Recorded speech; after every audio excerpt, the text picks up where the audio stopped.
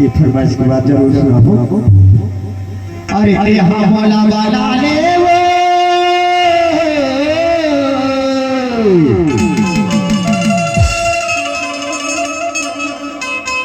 अरे यहाँ मौला वाला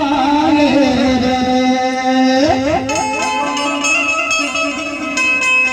अरे यहाँ मौला वाला ले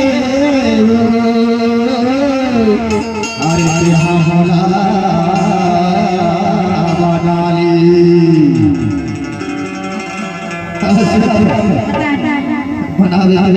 तो घर को सैया की मारे तो थोड़ा सारा बेकार हो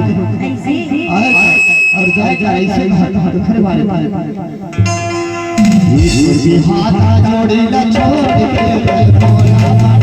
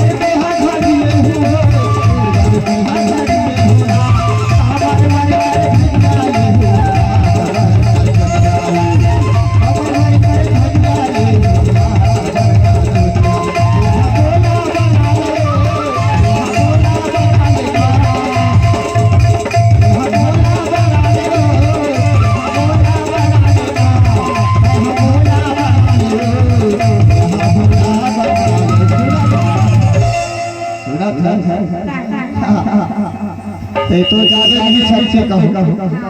बात नहीं है एकरे बारे में बतावा तू न पूरा कर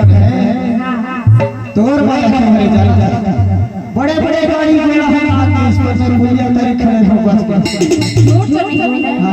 ओखरे बारे तो कहा था ये नहान पुलिया करे